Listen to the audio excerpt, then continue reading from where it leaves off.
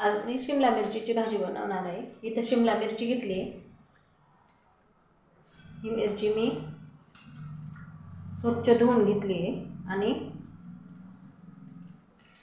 मिरचीचे असे 4 भाग करून घेतले। त्याच्यातलं बी काढून घेणार आहे।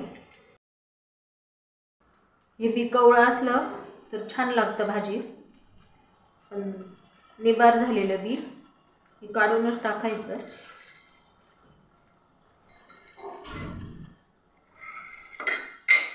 बघा, सर्व मिरच्यातलं बी मी काढून घेतलं।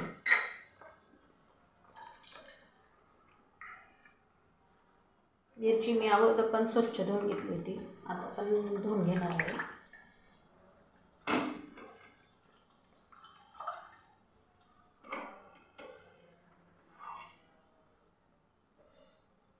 इथं शेंगदाण्याचं कूट घेतलं आहे, मीठ घेतलं आहे, कोथिंबीर, लसूण, कढीपत्ता,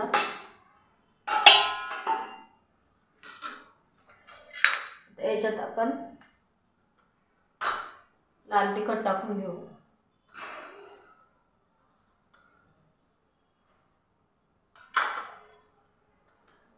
मीठ टाकून घेऊ।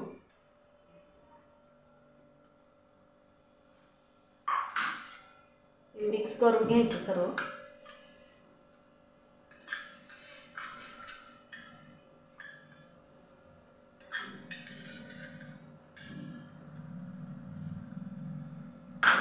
आता मिरच्यांमध्ये आपण हे भरून घेऊ।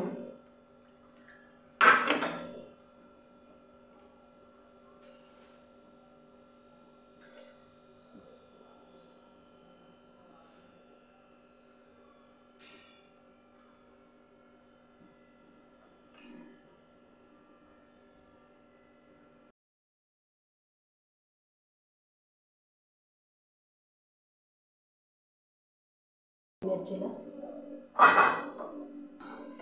कढई घेतली, तेल टाकून घेतले।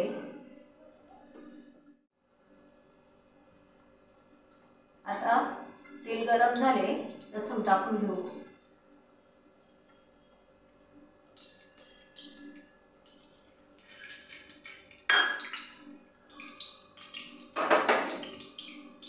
लसूण टाकून घेतलंय। आता मोहरी टाकून घेऊ, जिरे, कढीपत्ता आणि कोथिंबीर तेलातच टाकून घेणार आहे मी।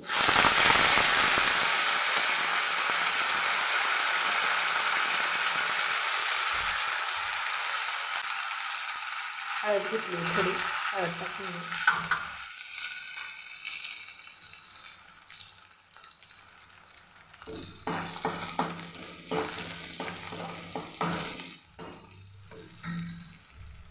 ते ज्या मिरच्या आपण भरून घेतले आहे ते आता ह्याच्यात टाकून घेऊ।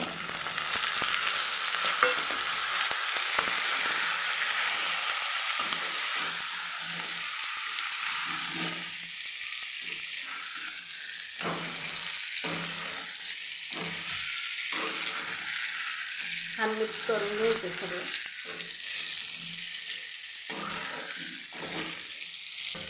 आता कमी गॅसवर शिजून घ्यायचं। तेलातच शिजवायची भाजी, पाणी नाही टाकायचं। कमी गॅसवर शिजवून घ्यायचं।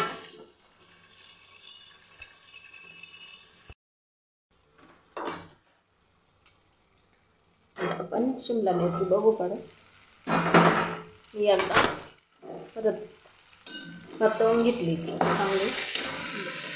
अशी कमी गॅसवर आपण शिजायला टाकतो त्यावेळेस पाणी आपण या भाजीला घालत नाही, वाफेवरच शिजवून घेणार आहे ना।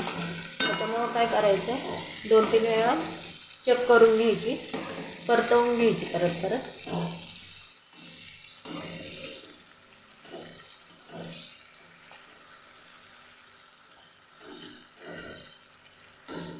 कमी गॅसवर 7 ते 8 मिनिटात ही भाजी शिजून जाते।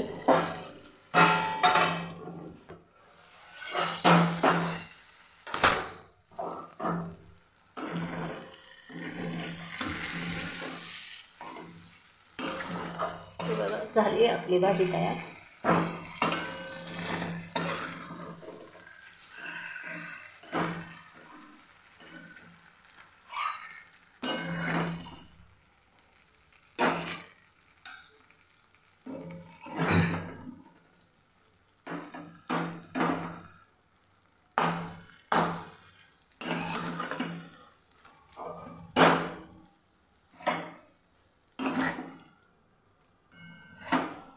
हे बघा खूप छान लागते भरलेली.